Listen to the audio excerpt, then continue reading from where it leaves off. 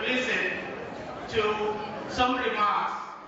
We are privileged to have Victor Luca among us today. And Victor Luca, he is one of the few individuals who knows a lot about the CPA and the achievement that we have achieved today. Please welcome Victor Luca, the former Minister of Cabinet Affairs, Government of National Unity in Khartoum. 29th of July.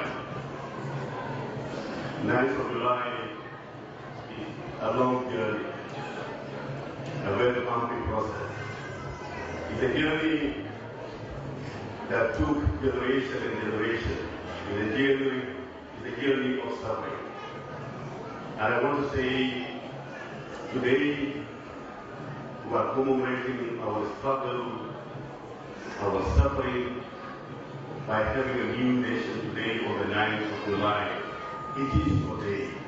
Because it is your day. It is a day that we should reflect about our sacrifices. It's a day that we should look into the future and how we can build a nation. Because we are the only people in this world that have been subjected to atrocities not experienced by any nation. And that's why our nation will be a nation based on the basic and fundamental rights of the people. This is a country that is going to be established and formed by the marginalized people. These are the people who suffer. This is a special day for the people of South Sudan.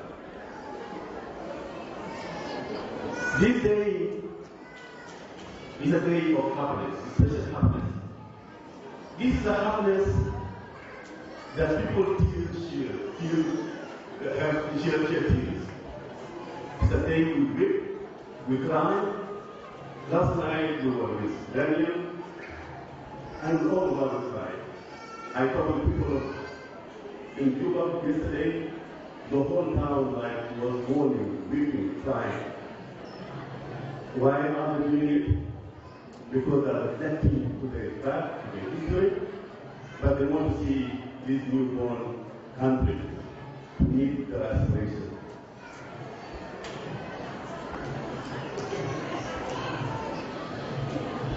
This day of the 9th of July, today, our President will raise our flag, the flag of our struggle.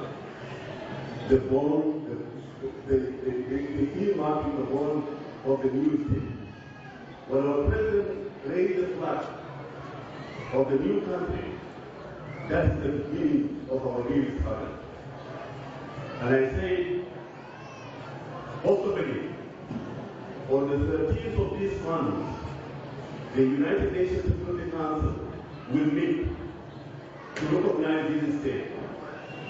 Ultimately, on the 14th of this month, the United Nations General Assembly will meet to adopt and consider South Sudan to be a new republic, to be number 193 states.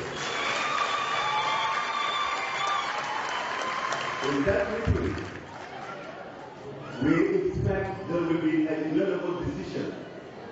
You know, for a new country to be recognized, the number of countries in the world are about 192.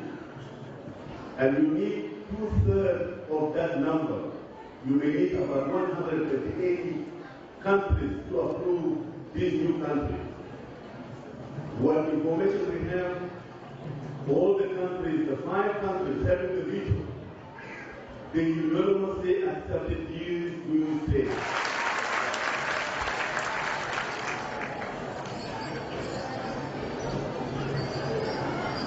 That is the new state we are talking about.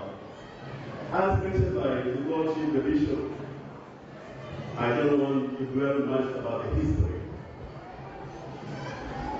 I want to focus more on today and into the future. Today is a day of thanksgiving. People of South Sudan to stand close to his good with them. And it's a moment that we need to express and to thank our people.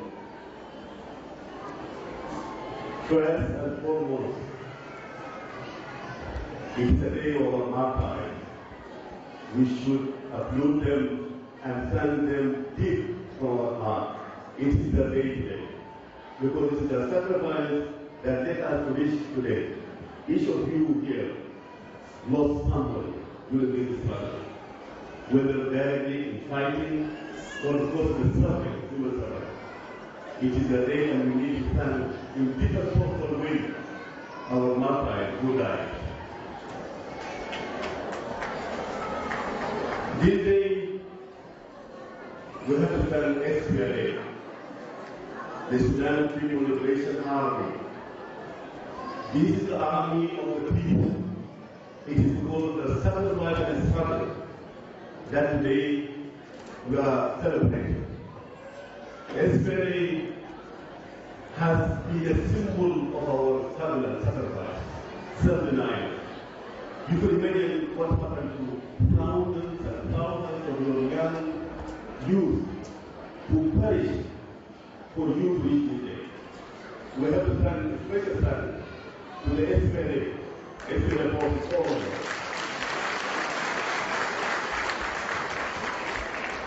This day also, we need to thank SPLM, the Sudan People Liberation Movement. It is this movement that managed to bring the vision of the new Sudan. It's not about fighting a war. It's about ideology, about ideas. And SPLM managed to put forward an ideology that galvanized all the forces. It was the only political agenda that really managed to survive and to transform and change Sudan. Because of that vision of the new Sudan, you, the people of South Sudan, all of that time, in the history, we elevated the status of that person in Sudan to the level that everyone was looking up to you as a nation. It is the vision of the SPLM that led you to have this moment today. But importantly, it was known that in November. He is the leader. He was to rise again from his grave. And to see you today, you will be the happiest person in the world. Because he's a person who fought a war for marginalized people. But he started from no other place. He started with the people of South Sudan. Your brother view the people of South Sudan, you produce a leader in the history, in the continent, not known before. His courage, his ability, his vision. Because of him, you are celebrating today. And we, the people of South Sudan, we are going to recognize he's going to be the father of nations. His face will be all over in our offices, whatever we are. Our new currency is going to be his face in recognition of his role and his contribution. This is his day. We should not also forget and thank President Salva I'm saying this one deepest from my heart. Without him, when we signed the peace agreement, the National Congress Party was clearly interested to dismantle the SPLM. Because of his sound leadership, he managed to unify the people of South Sudan. He managed to navigate with difficulty with the National Congress Party. He's a person having a passion, a wisdom, and always looking into the future. I think we have to thank him, President Salva Kiir. We should not forget also his team. People like Victoria Machar and David Malik Iga and Kabena Home. These are the team of the people of South Sudan. These are the leaders who managed to reflect the unity and to take the process with difficulty. I remember all of us when we were seeing the 9th of January, when we voted, it was a very different day.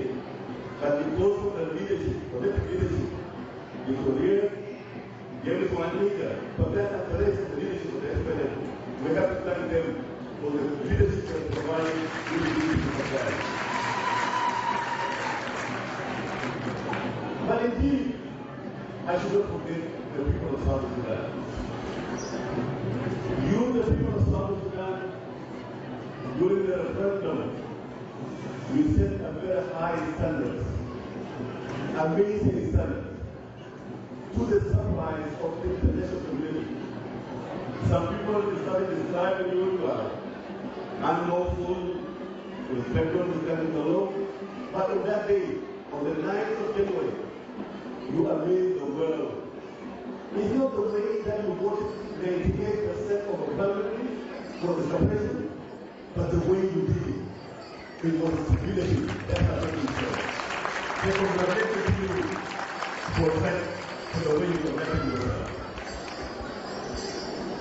I think today also we have to thank the people of Blue Mountain, the people of Blue Nile, the people, even the people of Eastern Sudan. These are the people who fought together with you. It's a day for all the marginalized people of Sudan. And they should be very proud, they're very glad that part of the Sudan, the marginalized part of Sudan, is gaining its independence. We have to thank them. The contribution that they made during a very difficult struggle. These are our brothers and sisters, and we should not forget them. We have to thank them on this day, special day.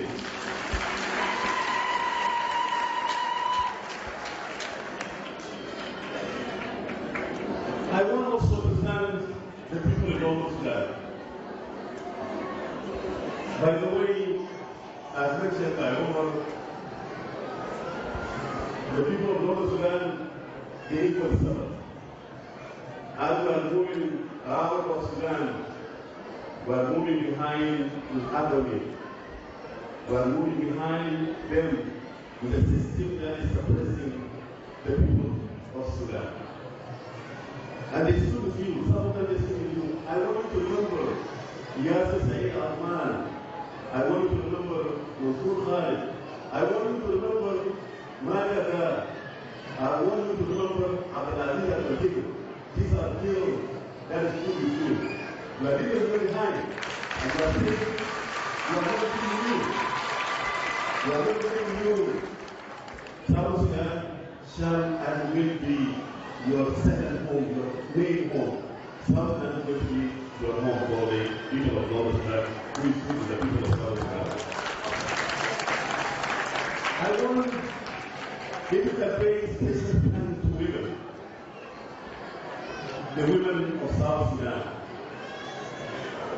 I think all of us recognize, especially those who participated in the celebration. I think today is the day for the women of South Sudan. Your suffering has been recognized by having independence of South Sudan. This independence is independence for the women of South Sudan.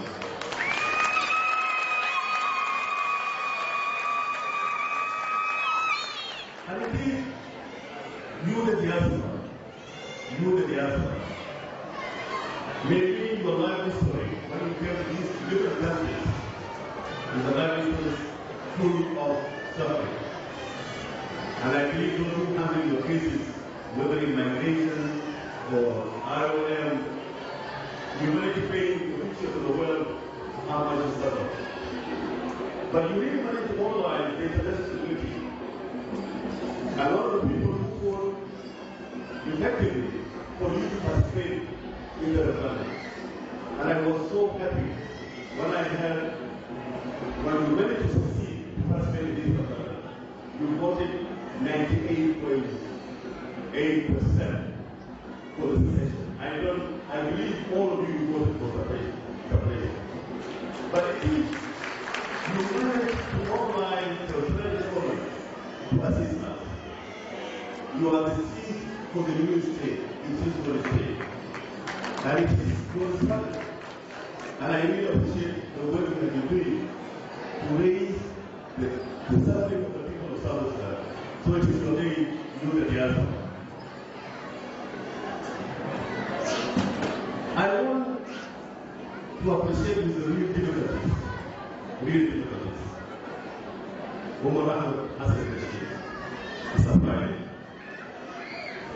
You know, despite the atrocities that is committing every day in Juba Mountain, in the Yemen, and in the whole of Sudan, I have never seen a leader in my mind not knowing even the future of his own people, even his own religion.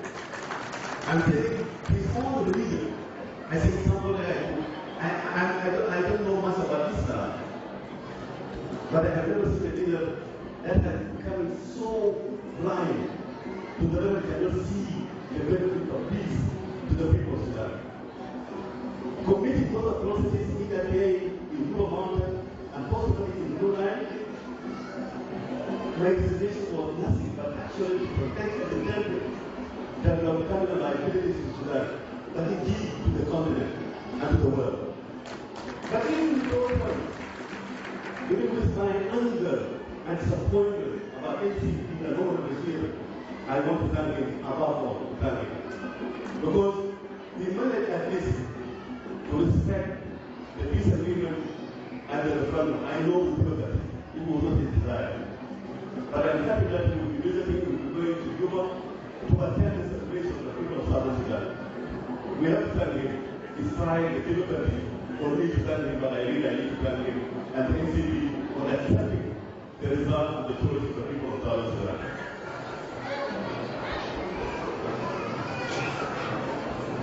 Now, when I ask you to hold your hands,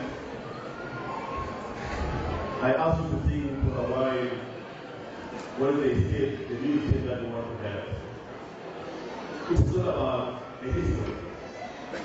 It is not about we have been using Northern Sudan as a scapegoat for whatever. Today, we are a new nation, and we have to build a nation. What does it mean, building a new nation?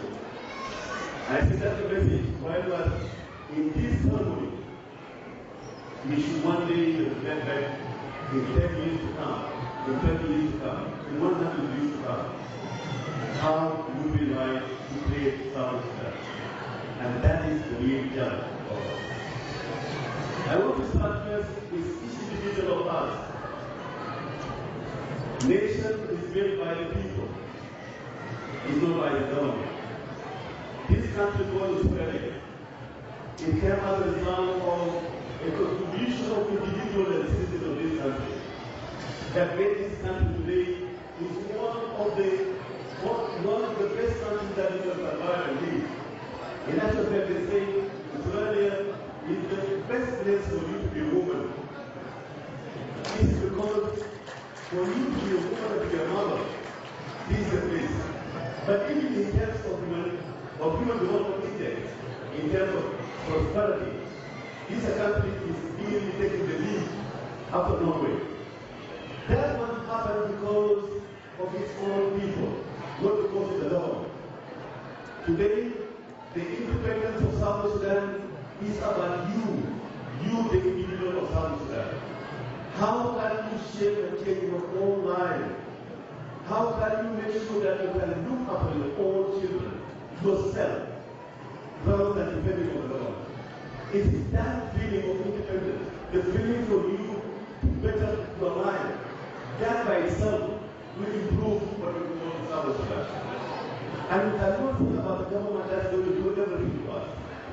If we truly celebrate the independence of South Sudan, we should ask ourselves today, what the Kenya is going to make in my own life to make South Sudan a different place. So it's not about the government, it's about us. It's not about celebration, it's about improving our life. That's a commitment that we need for each South Sudanese citizen.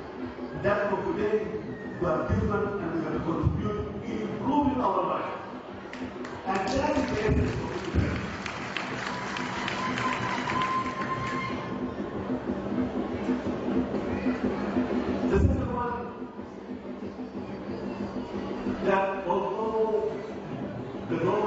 has created a lot of problems for us. We have been fighting among ourselves at different levels. You know, the war has its own impact, even as a family, as the communities, even at a very high level. We committed among ourselves crimes, atrocities among ourselves. This is the time we should forgive each other. Genuinely forgive each other. Even as families, or even as communities. There's no other moment that we can forget the past and we look into the future